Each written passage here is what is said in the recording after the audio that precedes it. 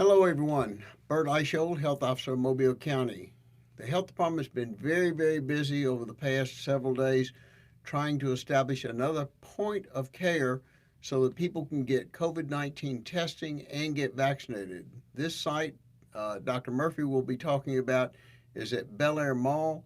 We will be posting the hours of operation, and we hope that this facility will be available in the next 24 hours to start providing care to people in the community. COVID 19 is really on an upswing. Our hospitals are doing a tremendous job, and all the healthcare partners in the county, we thank them for their hard work, dedication, and most importantly, we thank you, the citizens of Mobile, for getting vaccinated. Please be cautious. Avoid special events, gatherings of large persons.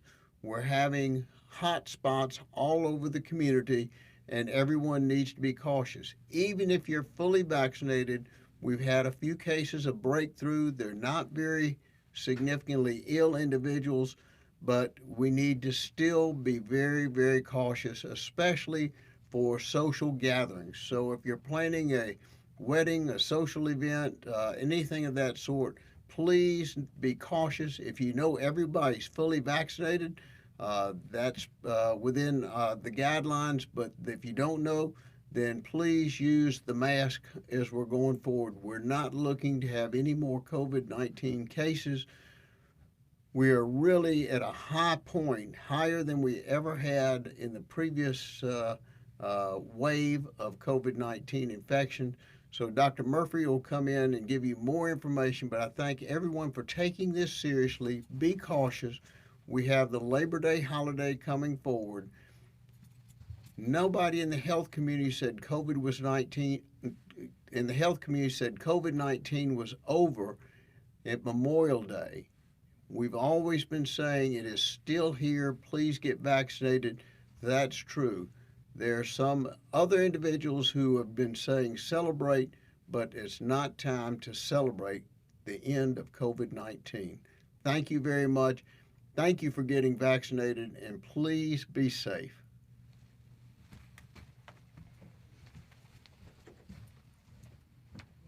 All right, thank you to Dr. Eicholt. It's always a special treat when our Mobile County Health Officer comes in and speaks to us. So thanks again to Dr. Eicholt. So hi, I'm Rundy Murphy, epidemiologist and director of disease surveillance. This is Tuesday, August 3rd. I'm here to give you the COVID-19 update. And just to recap, same story as yesterday. Record number of cases. Yesterday, 514 were added. A record number of hospitalizations. Yesterday, 311 people were in the hospital. We learned about 3 additional deaths yesterday. So far, the death rate is still low. And we have the lowest vaccination rates in the country. So those things are contributing to just an incredibly rapid rate of transmission in Mobile County. Let me give you just a few other tidbits that we don't often talk about. So when we look at the age-adjusted rate of COVID-19 infections in Mobile County, just looking, sort of at the trend over the past couple of weeks, in late June, we were down around 50 to 100 cases per capita, and now we're up in the 18 to 24 and 25 to 49, 8 to 900 cases per 100,000. What this means to you is if you are in Mobile County right now, around 9 in every 100 people, or about 1 in every 10 people who are between the ages of 18 and 49 have COVID. So just an incredible number of acceleration. And in those age groups, again, they have twice the rates of any other age group, although the cases are accelerating in every age group, including children.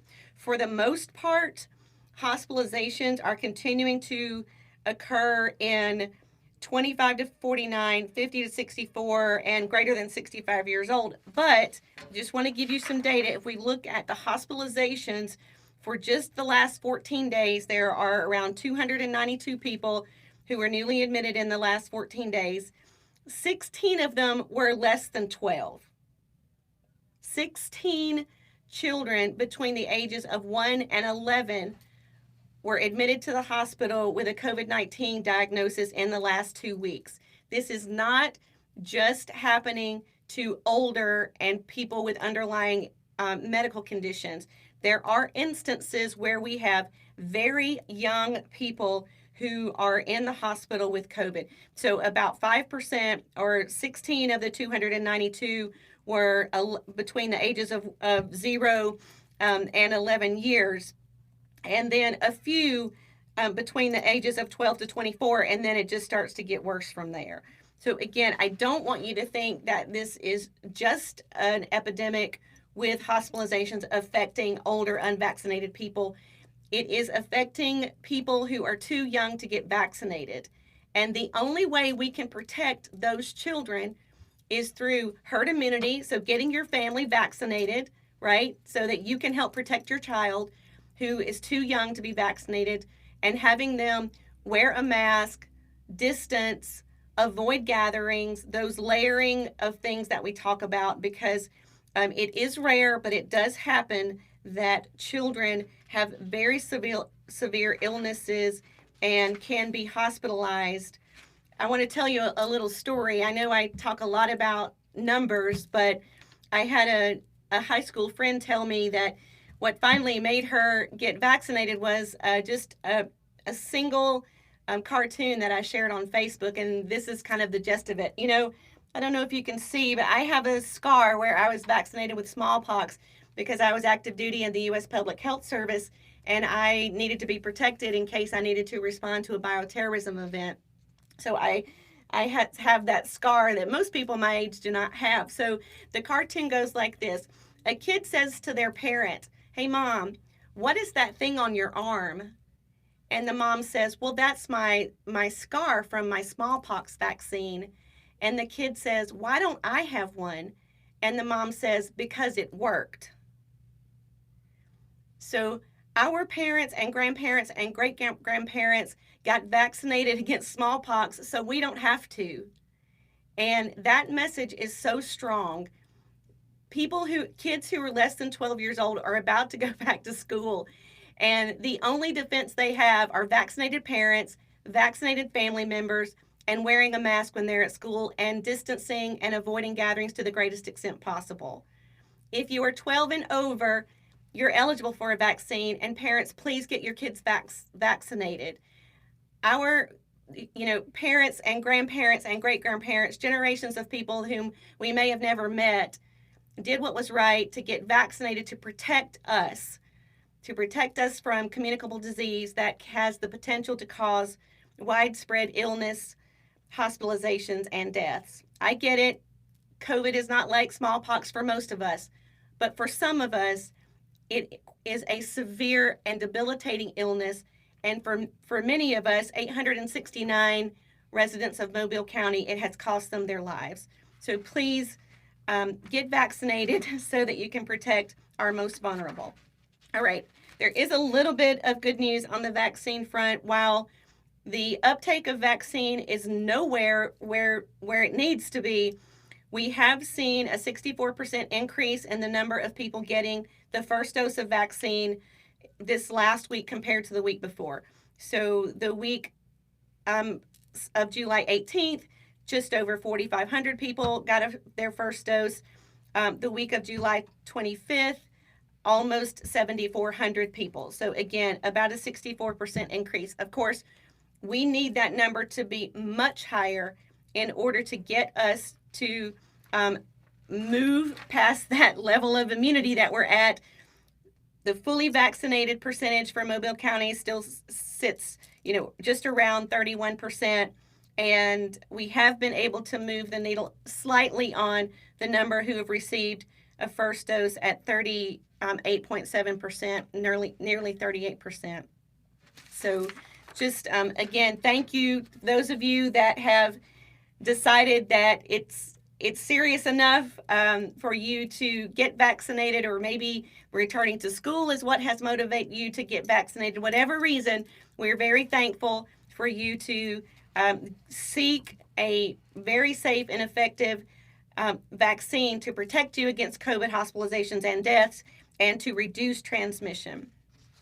So as Dr. Eichhold mentioned, I think I wasn't in here, so if I repeat something, just bear with me. So, the health department has been incredibly busy trying to expand services to protect more and more people. And in that effort to better serve our community, we are expanding COVID-19 vaccination and testing services to the shops at Bel Air. We're going to start tomorrow. We just made the decision on Friday to make this happen. So we've been extremely busy, and it's not going to be perfect when we first open, so please bear with us. But our downtown Keeler location in particular has just been inundated with people wanting to get tested. We've also been providing vaccines, but we're trying to get that number up. So we had leased some space at the shops at Bel Air. If you are familiar with the mall, it is the former Forever 21 space. So it's on the back side of the mall between the parking lot and on the parking lot side. It's between the Dillard's entrance and the H&M entrance. And if you're not, less than 30 and shop at H&M, it's between the Dillard's and the post office. But again, on the back side of the mall. So the exterior doors is how you'll have to enter. So you'll have to enter from the parking lot. There's plenty of parking there. There is a bus stop nearby. And again, rapid walk-in, no appointment necessary, testing for COVID-19, and then either vaccine, Pfizer, Johnson & Johnson, or Moderna for those who are eligible, those age groups.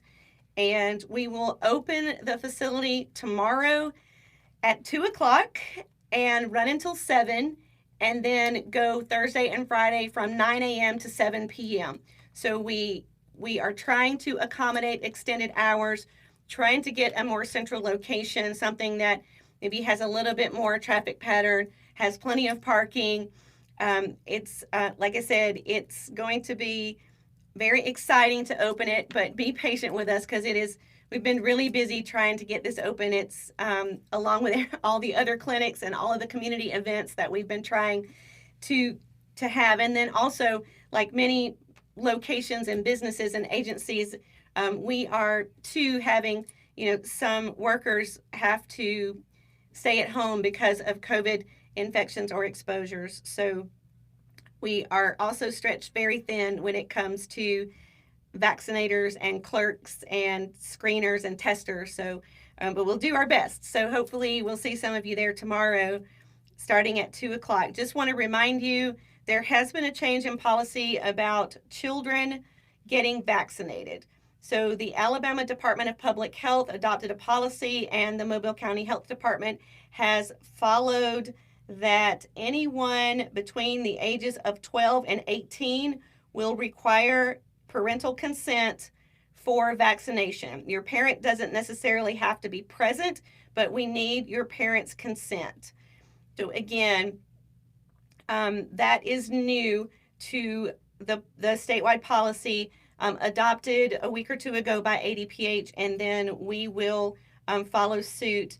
Again, parents will need to sign a consent form for any person under 18 who wishes to receive the Pfizer vaccine that is, or the Johnson & Johnson vaccine for those who are eligible.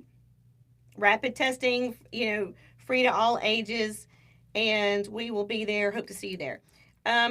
Just want to reiterate,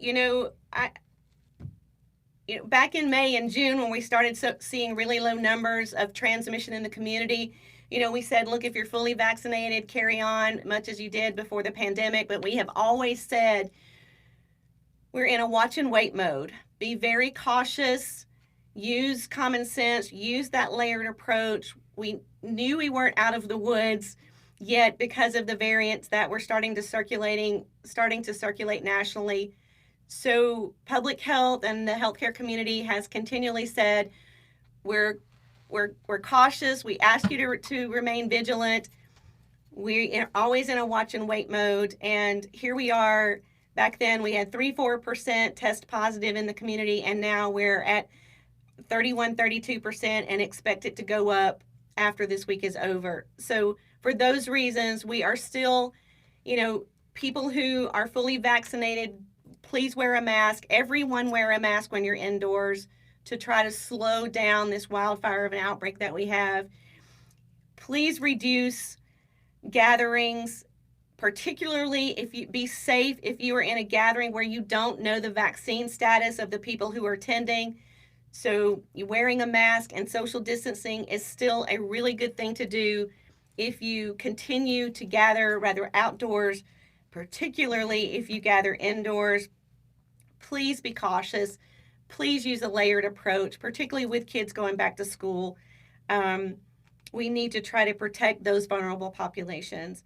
And then one other thing that we've been really busy on is trying to help hospitals work to increase capacity for outpatient administration of life-saving monoclonal antibody treatment. So there are options. Usually monoclonal antibody treatments require an infusion, but there is a new protocol, or not really new, but an updated protocol that allows subcutaneous administration of monoclonal antibody treatment. This could greatly speed up or simplify the process of providing outpatient treatment for patients who have symptoms that might benefit from monoclonal antibody treatment to help keep them from needing to be admitted into the hospital. So we've been working with our hospitals to try to increase capacity for that around the county. So stay tuned on that. Again, there's a lot going on and just trying to hit a couple of high points. All right, there are some Facebook questions that probably came in from yesterday, maybe today, but Mark is saying from yesterday. Someone asking that the Mobile County Public School System sent an email that they're not going to require masks. What can be done to protect our children? I today just took a really quick look at the guidelines from the Mobile County Public School System. They frequently reach out to us for guidance or opinions. We talk with all the superintendents, have spoken with them in the last couple of weeks. We'll be continuing to help them adapt to this, providing information, helping to interpret recent guidance, that sort of thing. We are still consulting with the school system. There were some things in the guide that I thought were really good, making publicly known when they, in aggregate about COVID cases, requiring masks on buses, that sort of thing. Again, recommending that people wear a mask, recommending vaccination who were eligible, a couple other things. It's a pretty long document, but we will continue to consult with them and talk with all of the superintendents to give them the most up-to-date information on what's happening in our community, particularly how it's affecting school-aged kids.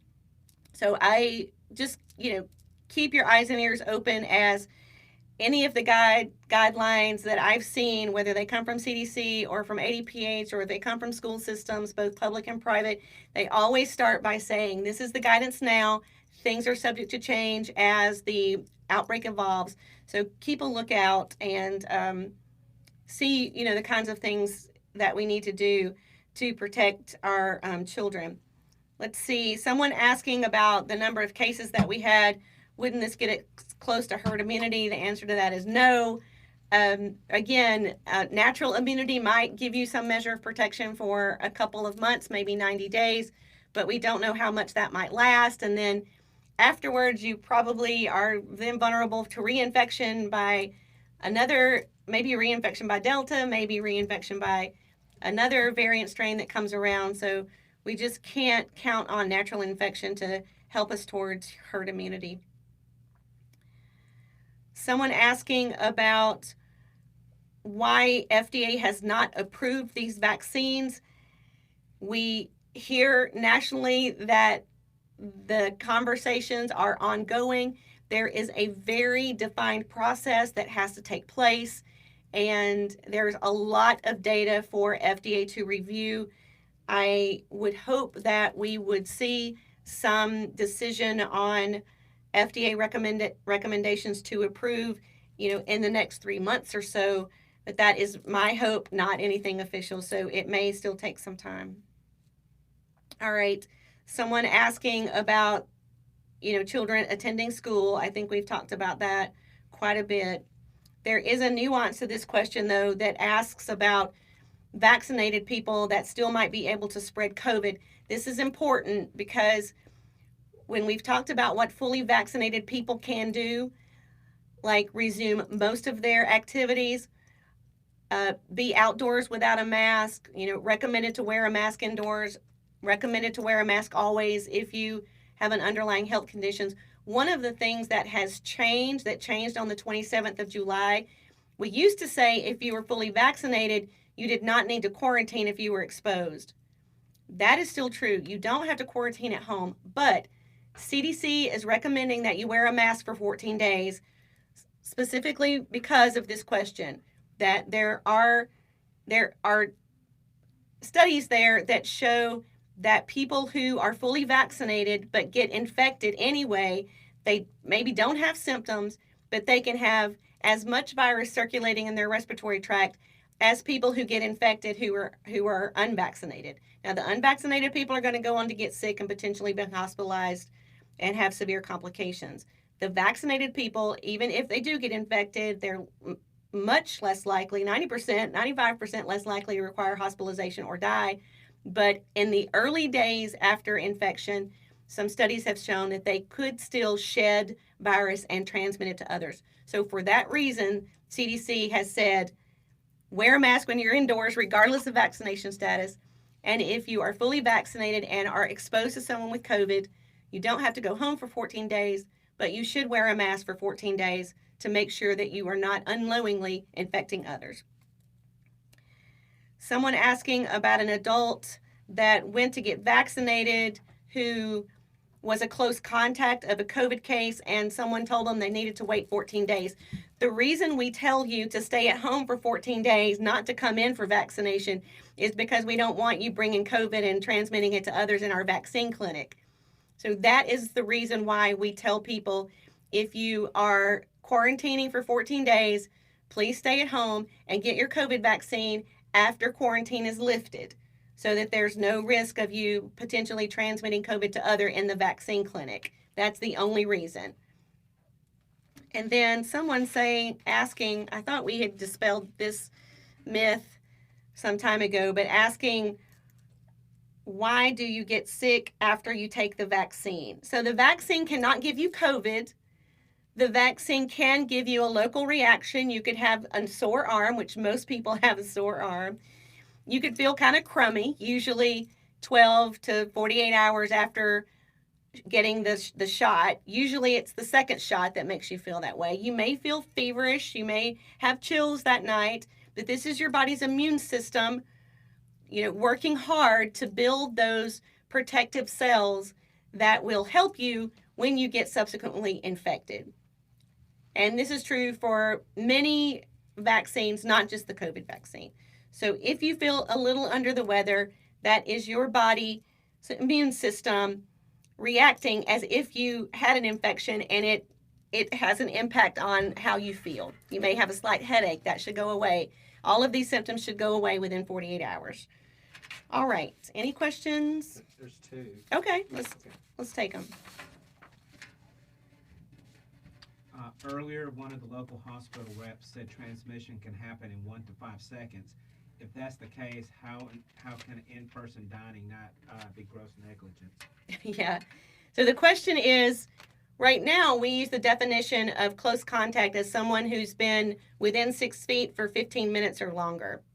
There are anecdotes and case studies out there that suggest that the Delta variant is so infectious that you could get it with just being around someone for a few seconds and maybe just a few minutes.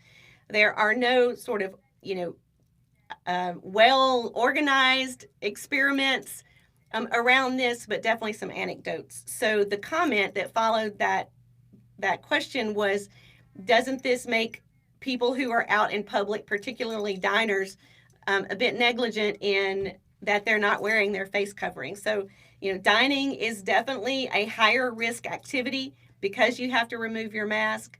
So yes, it is a higher risk activity to go out in public if you know that you've been exposed, or if you have symptoms of COVID-like illness, or if you're unvaccinated, you're making a risky situation even riskier because of the high transmissibility of the COVID variant, the Delta variant, sorry.